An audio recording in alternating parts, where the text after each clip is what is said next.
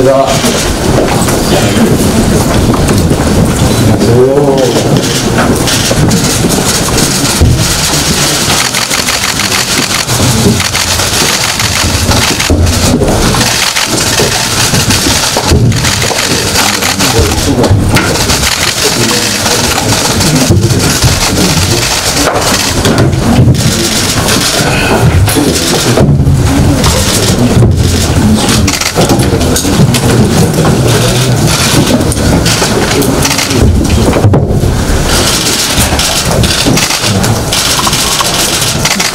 예, 제 64차 비상대책위원회를 시작하겠습니다. 어제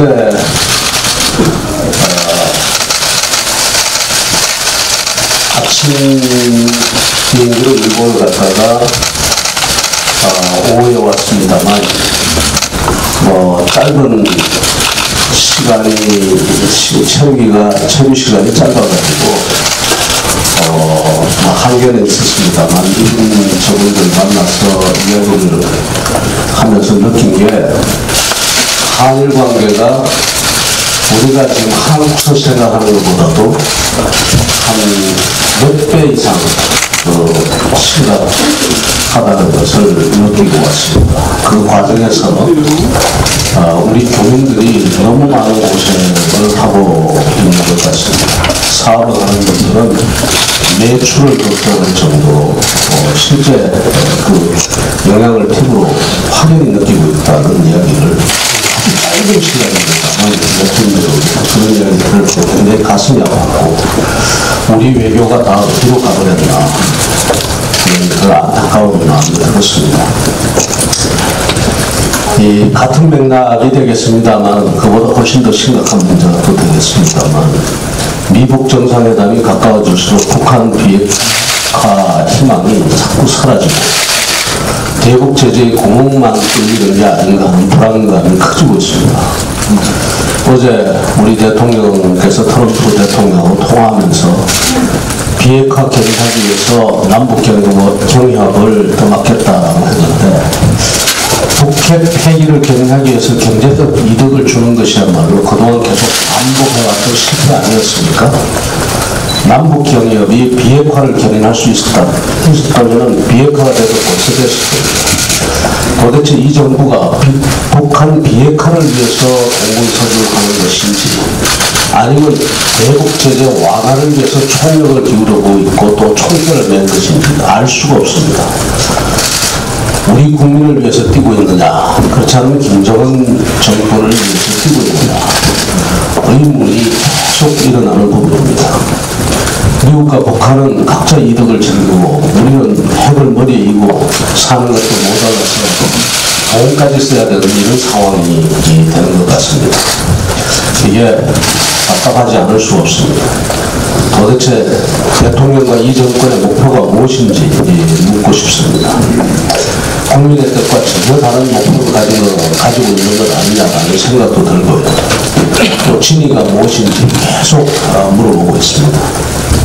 미 북한 회담에서 우리의 국익이 훼손되고 국민의 안전이 위협받는 결과가 나온다면 이에 대한 책임을 전적으로 대통령과 이 정권에 있다는 것을 분명히 해두고자 합니다.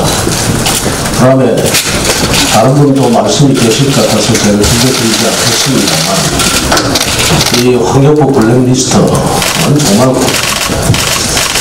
이걸 체크리스트라고 그러는데 블랙리스트라고 이름해서 만드는 경우가 있습니까? 우리는 블랙리스트를 만든다고 그러고 만드는 그런 경우 여러분들 보셨습니까? 체크리스트라고 하던 인사 파일은 국민을 바보로 알아도 유무수지 이런 황당한 괴비가 어디 있습니까? 체크리스트가? 참 만일 그렇다고 앞에 정부가 한 건 뭡니까? 참 답답하고 참 그리고 더 지금 제가 본질적으로 문제라고 보이는 것은요. 촛불 정권 노래를 부르면서 이렇게 하지 말라고 국민들이 촛불을 들었던 것 같은데 이 전부 뒤로 가고 없죠. 더 심하지 않습니까?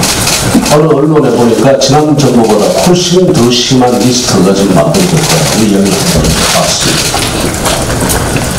청와대에서는 오히려 정권에 먹칠을 하지 말라고 언론을 공격하는데 먹칠은 지금 스스로 하고 지금 나타나는 겁니다. 그런데 뭘 더 먹칠하지 말라는 이야기입니까? 그 먹칠을 하지 말라는 이야기 속에는 뭐가 들어있는가 하면 언론을 겨냥해서 먹칠을 하지 말라가 아니라 검찰에게 일종의 가이드라인을 제시하는 거죠.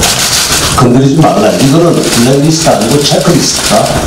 이 정부가 하는 것은 체크리스트라면 체크리스트인 줄 알아라. 블랙리스트라고 자꾸 이름 짓지 말고 그 이야기 아닙니까? 검찰에게 당부합니다. 이번이 정치검찰의 오명을 벗을 수 있는 기회입니다. 국민을 믿고 살아있는 권력을 향해서 칼을 뽑아줘야 됩니다. 이중잣대를 들이대고 그래서 지난 정부보다 더 심한 리스트를 갖다 작성하고 한 것을 그냥 보고 넘어간다면 그게 어디 검찰이겠습니까? 당부드립니다. 검찰도 잘못하다가는 검찰도 무너지고 국가도 무너집니다.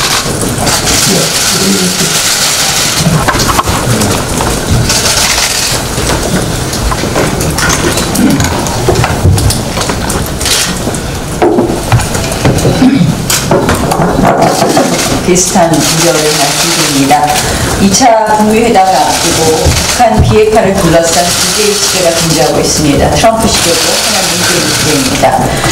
두 시계가 이 서울 워싱턴 간의 시차보다도 더 빠르다 이런 생각이 듭니다. 이 두 시계의 시차가 서울 워싱턴 간의 시차보다도 더 빠른 속도로 벌어지고 있다. 트럼프 시계는 비핵화에 관해서 갈수록 느려지고 있는데 문재인의 제재 완화 시계는 비핵화 및 제재 완화 시계는 더 빨라지고 있다. 그만큼 이렇게 시차가 벌어지면 벌어질수록 어떻게 됩니까? 북한의 비핵화에 대한 확산력만 높아지는 그런 형국이 될 것입니다. 트럼프 대통령은 어제 서두를 것이 없다. 긴급한 시간표를 가지고 있지 않다는 말을 반복했습니다. 그러면서 궁극적으로 비핵화를 유지하지만 제재 완화는 비핵화를 원하지만 제재 완화는 유지하기라고 이야기했습니다. 그러나 문재인 대통령은 비핵화를 견인하기 위해서 남북 철도 경협 사업을 적극적으로 떠맡을 각오가 돼 있고 미국 부담을 덜어줄 수 있는 길이라고 얘기했습니다. 이 어떠한 비핵화에 대한 로드맵 없이 지금 이 남북 경협과 중의 시계를 한 바퀴 더 돌려놓은 꼴입니다. 다가올 2차 북미회담에서 북핵 완전 폐기를 위한 로드맵은커녕 북한의 비핵화라는 용어마저 사라질까 우려스럽습니다. 이제 국회에서 이 부분에 대해서 견제를 제대로 하겠습니다.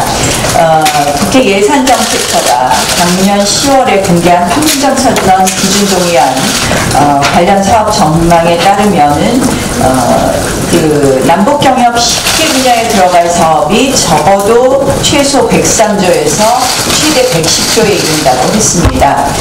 그동안 이 정부가 투명성 제고하겠다면서 남북경협 사업, 남북기금 사업, 이 기금 사용 내역을 국회에 사후 보고했었는데 이 보고 자체도 제대로 되어 있지 않았습니다.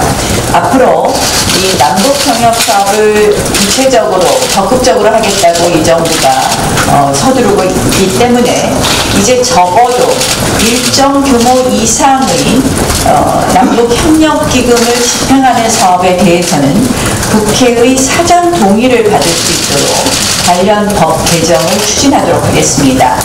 국민은 국민 세금을 쌈짓돈으로 하여 북한에 성급한 병역을 하는 것에 대해서 우려하고 있습니다.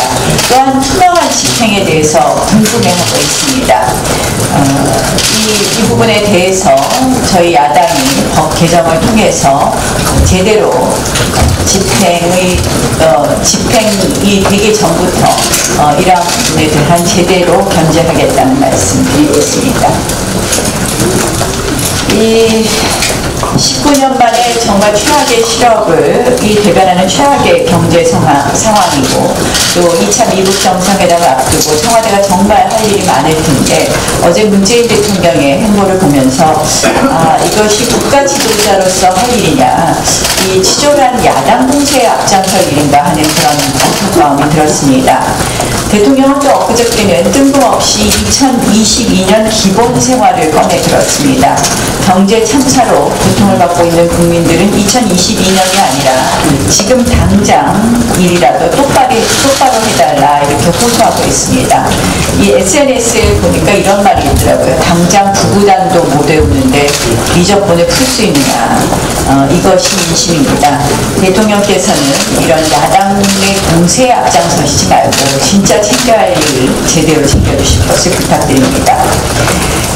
검찰 수사로 밝혀진 문재인판 블랙리스트에 대해서 어제 청와대는 체크리스트였다라는 말장난만 늘어놓고 있습니다.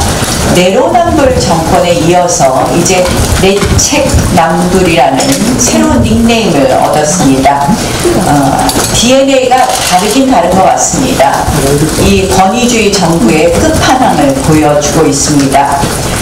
이 사건은 2018년 12월 26일 자유한국당의 특감반, 김태우 특감반 진상조사단 회의에서 김용남 전 의원이 환경부 블랙리스트를 흔들면서 시작된 사건입니다. 검찰 수사 58일 만에 이 윤곽이 조금 드러나고 있습니다. 그러나 이 검찰 수사가 지금부터 제대로 되어야 합니다. 환경부 장관을 출금하고 했지만 이것이 환경부 장관이 끝이 아니라는 것은 누구나 상식적으로 짐작되는 일입니다. 이 부분에 대해서 제대로 수사해 줄 것을 다시 한번 촉구하고, 또한 이 환경부뿐만 아니라 이미 다른 부처에 대해서도 일부 드러났지만 330개 기관에서 광범위하게 이루어진 이 블랙리스트에 대해서 검찰이 즉각 수사에 착수해 줄 것을 다시 한번 촉구합니다. 이 검찰이 이번 수사를 제대로 하느냐 안 하느냐가 검찰의 운명이 거기에 달려있다는 말씀을 다시 한번 드립니다. 공공기관 채용비리 전수조사 결과가 어제 발표되었습니다. 전수조사 결과를 보면 이것이 물타기용 연평 아니었나 이런 생각이 듭니다. 서울시 관련된 고용세수 국조 부분은 감사 중이라고 면제되었다고 합니다. 제외되었다고 합니다. 그런데 어제 나온 공공기관 이 채용비리 전수조사 보면 수사 의뢰하거나 징계문책 요구하는 것이 182건이고 관련된 사람이 315명입니다. 우리가 지난번 서울시 교통공사의 경우에 이 108명이 이미 관련되었다는 것을 밝혀냈습니다. 이 현대판 응서제, 청년 일자리 공급질, 문재인 정권의 채용 비리 게이트는 결국 이 고용세습 국조를 하루빨리 해야지만 제대로 밝혀질 것 같습니다. 이 부분에 대해서는 12월 국회에서 이미 합의한 것입니다. 12월 임시국회가 1월 15일까지 걸쳐져서 이루어져야 했었고, 그 12월 국회의 합의사항 중에서 중요한 것이 무엇이었냐, 고용세습 국조 관련해서 국조계획서를 채택하는 것이고, 또 한 가지는 탄력근로제 단위기간 연장을 경사노위 합의가 이루어지기 전이라도 하겠다, 이런 합의였습니다. 그러나 1월 내내 그 여당의 방탄 국회로 이 부분 전혀 논의하지 못했습니다. 지금 여당이 말로만 국회 정상화를 조건 없이 하자 그러면서 실질적으로 여당이 국회를 정상화할 의지가 있는지 다시 묻고 싶습니다. 국회가 이렇게 1월부터 여당의 방탄 국회로 사실상 문 닫게 한 것에 대해서 여당은 책임 있는 자세로 국회를 열 수 있도록 이 진정성 있는 자세로 임할 것을 다시 한번 촉구합니다. 한 가지 더 해야 되겠습니다. 5.18 외국특별법 관련해서 말씀드립니다. 이번에 민주당 중심으로 해서 평화당, 정의당이 상당히 5.18 특별법 왜곡처벌 조항을 신설하는 입법 개정을 추진한다고 들었습니다. 바른미래당을 제외한 3당이 추진하고 있습니다.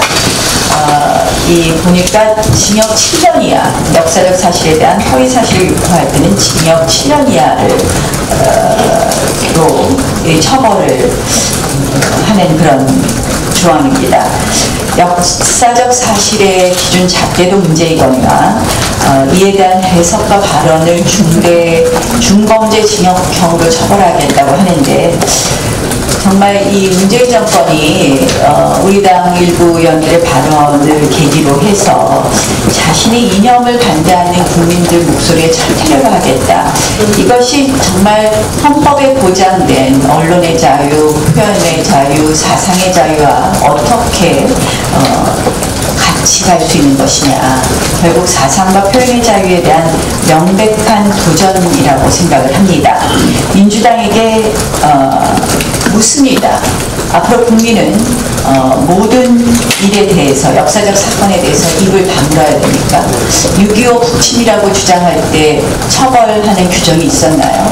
그러면 대통령 후보 당시에 천안함 북침이 아니라고, 천안함 침몰이라고만 이야기해서 논란이 됐던 문재인 대통령도 천안함 북침에 대해서 다른 발언을 했다는 이유로 처벌해야 될까요? 저는 대한민국의 민주주의가 한참 거꾸로 가도 한참 거꾸로 간다고 생각합니다. 제가 지난번에 워싱턴에 방문했을 때 아주 유명한 석학께서 물어보았습니다. 한국의 민주주의가 매우 불안정하다고 들었다. 언론의 자유와 판문의 자유가 크게 후퇴되고 있다고 들었다고 했습니다. 저는 굉장히 그 순간 부끄럽고 당황스럽더라고요. 저희 대한민국이 이제 국제사회에서 이런 평가를 받고 있구나. 그것을 점점 현실화하는 것이 바로 5.18 역사회복 특별법입니다. 역사에 대해서 말을 잘못했다고 이렇게 처벌하겠다. 우리 대한민국의 민주주의가 거꾸로 가는 것이라는 부분을 다시 한번 지적합니다. 과연 그 기준, 그다음 그 범위 어떻게 정할 것인지 묻고 싶습니다. 문재인 정부가 이와 반해서 또 3.1절 특사로는 제주 해군기지 건설 반대 집회,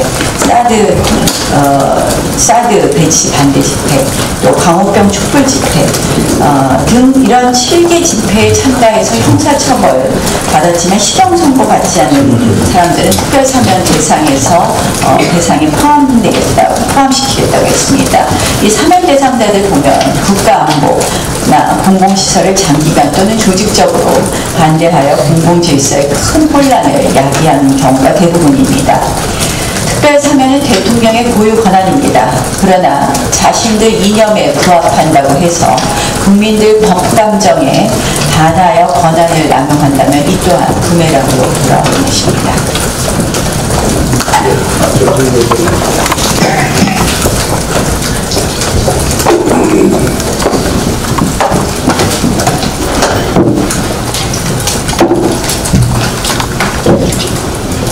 네. 앞서 말씀을 하셨습니다만 조금은 다른 각도에서 말씀 좀 드리겠습니다. 먼저 돈이라고 하는 각도에서 좀 말씀드리고 싶은데, 대통령께서 그저께 2022년 되면 국민 누구나 남녀노소 없이 기본 생활을 누릴 수 있게 된다 라면서 소위 후용국가 청사진이라고 하는 걸 제시했습니다. 그리고 지금 온 정부 기관 건물이나 노통수단에 국가가 안아드리겠습니다, 이런 호용국가 홍보 문구로 조배를 하고 있습니다. 국민들은 묻습니다. 그리고 우리 자유한국당도 묻습니다. 무슨 돈으로 할 거냐라고 묻습니다. 여기에 대한 답을 그래서 지난달 20일 날 김수현 청와대 정책실장이 내놓았습니다. 재원대책이라고. 뭐라고 했는지 아십니까? 깊이 생각해 본 적 없다. 고민한 적이 없다. 참 기가 막힌 정권입니다. 기가 막힌. 이거는 한마디로 생색은 우리가 내고 그 다음은 난 모르겠다. 국민을 상대로 해서 본 총선 앞두고 거대한 사기극을 벌이고 있는 것입니다. 앞서도 언급이 있었습니다만 북한에 대한 경력 부담 더하는 각오가 돼 있다. 이에 대해서도 국민들이 역시 왜 그렇게 떠안으려고 하는가, 얼마 전에는 북한의 현물 지급 방식의 금강산 관광 재개를 북에다 제안했다는 거 아닙니까? 왜 이렇게 북한에 주려고 애걸복걸하고 있는가? 비핵화도 아무런 보장이 없는데 반년자는 대장 부리면서 받고 주는 사람이 애걸복걸하는 이 희한한 상황을 보면서 국민들은 왜 그러는데 또 그리고 누구 돈인데 그게 이런 의문을 제기하고 계신 겁니다. 94년도에 제네바 합의하고 나서 경수로 투자금 1조 4천억 전혀 못 받았습니다. 이 때문에 지난해 6월까지 이자 부담은 1조 5천억입니다.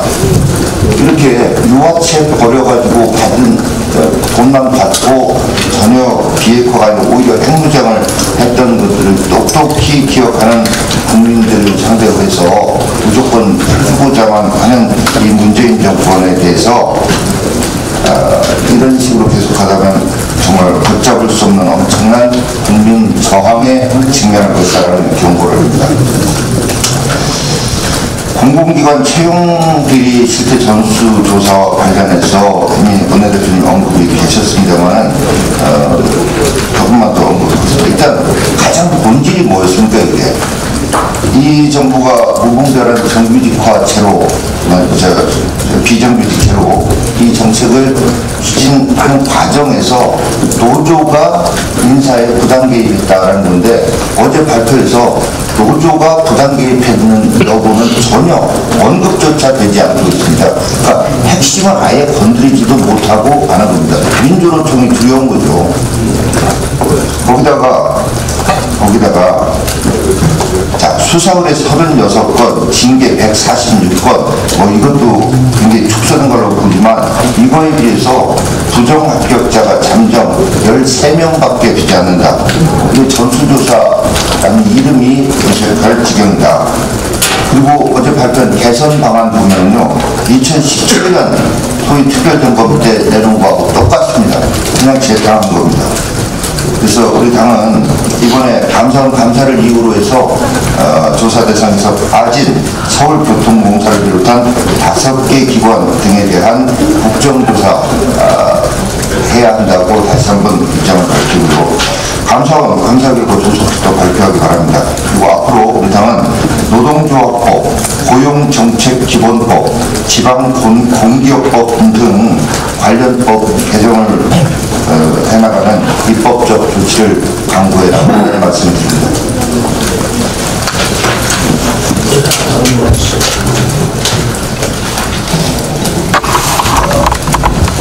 예, 정윤호 비대위입니다. 두 가지 얘기해보고 싶습니다. 어제 그 환경부 블랙리스트를 보고 정부에서는 체크리스트라고 이렇게 표현합니다. 왜 이렇게 이런 모순된 태도들이 계속되는지 모르겠습니다.